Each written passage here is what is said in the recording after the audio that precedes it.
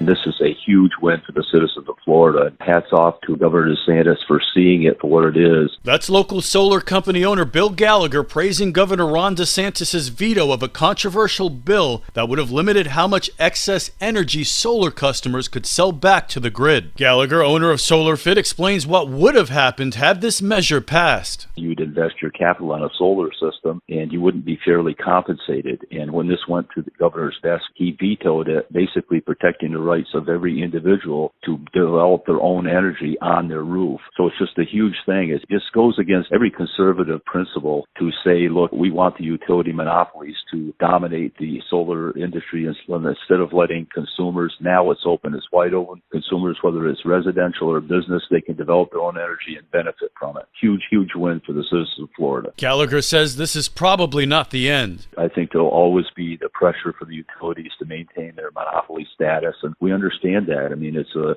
for-profit business, and we want them to be successful, but not at the detriment of all the citizens of Florida. I mean, we deserve the right to be able to develop our own energy. There's nothing wrong with doing that.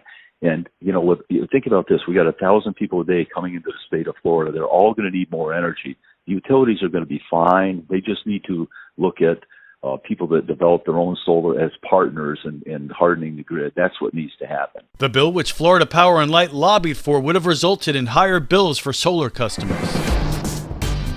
This local news is a service of Flagler County's Toyota dealer, Beaver Toyota, US 1 St. Augustine, here to wow you.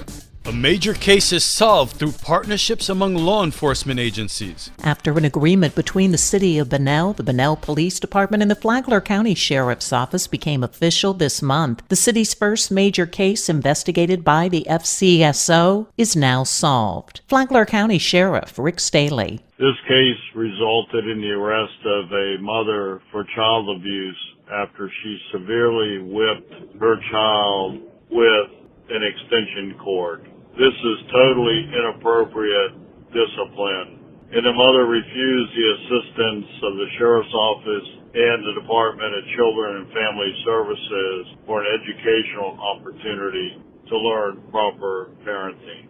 It is our hope that DCF and the court system can now get her on the right track to be a proper mother. Sheriff Staley adds this is a strong example of how our new partnership with the City of Bunnell and the Bunnell Police Department to handle major cases is successful. For Flagler's Morning News, I'm Karen Johnson. Human trafficking is happening in plain sight in Florida. Amanda Vidal with Public Affairs for the FBI in Jacksonville says youth are often targeted on social media. These are generally people that do not have, or young people that do not have a strong home base, people that are looking out for them on a regular basis, and they're looking for people that they can connect with online. Unfortunately, these offenders are looking to take advantage of them. They want to actually bring them into the world, and then they utilize those children to make money, essentially by trafficking them out to people. Vidal tells WNZF that Florida is a high-risk area for human trafficking. Just because of our tourism, as well as the number of transportation options that you have through the ports, the interstates, it's easy for these traffickers to move their victims in and out. She emphasized the importance of seeing something and saying something. You never know what that could lead to. We may be able to save a life. From the WNZF Newsroom, I'm Amy Cherry. Area residents have an opportunity to learn about and obtain a life-saving drug that reverses opioid overdoses at two events. The events are today and on May 20th from 4 p.m. until 6 p.m. at the Advent Hospital Emergency Room parking lot in Palm Coast. Flagler Open Arms Recovery Services Executive Director Pam Bartolo says they will have the anti-overdose drug called Narcan available at no cost. We will be at the hospital around the side by the emergency room with a booth set up where people can either drive up or walk up and get Narcan from us and a little mini training on how to use it. Bartolo says Narcan isn't just intended for drug addicts.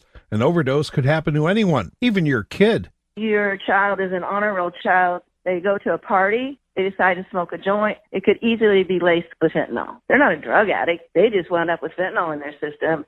And if you know how to use Narcan, or the kids at the party know how to use it, it's going to save that child's life. Get more information on the events at FlaglerOARS.org. For Flagler's Morning News, I'm Rich Petchke. What's it pay to be on Palm Coast City Council? Mayor David Alfin said that it's very simple arithmetic. If you figure out and you look at what the county commissioners are compensated with, if you look at what the school board members are compensated with, if you average those two numbers to the penny exactly in half, that's the number I came up with, exactly in the middle. He said that the current city council stipend is not enough to get younger candidates to run for open seats. Mayor Alfin said that Palm Coast needs to run on younger minds. Earlier this month, the Palm Coast City Council approved a 151% raise for council members and a 164% raise for the mayor. The bump in salary goes into effect after the November election. You can listen to the Business Report on Saturday mornings at 10 on WNZF and anytime on the Flagler radio app. The weekend is here. Let's find out what's going on in Flagler County with Stacy from Fun for Augie Kids. Tomorrow, the third annual Wadsworth Elementary 5K Run and Walk is taking place. There will also be a free kids dash around the bus loop for children 6 and under. Proceeds from this race will benefit Wadsworth Elementary PTO. The Palm Coast Blueberry Fest is this weekend. This has all the family fun and festivities. There will be arts and crafts, free bounce houses, live entertainment, pony rides, petting farm, a very cute baby contest, yummy treats, and so much more. Throw on your tennis shoes and join Ranger Joe at the Washington Oaks Garden State Park on Sunday for an enchanted garden walk. Also join Michaels this weekend for their Sunday Make Break event. Make a free mini canvas gift card holder just in time for Mother's Day. For more on these events and others, please visit us on our website at augiekids.com. Have a great weekend. And now you're up to date on Flagler's Morning News. I'm Rich Carroll.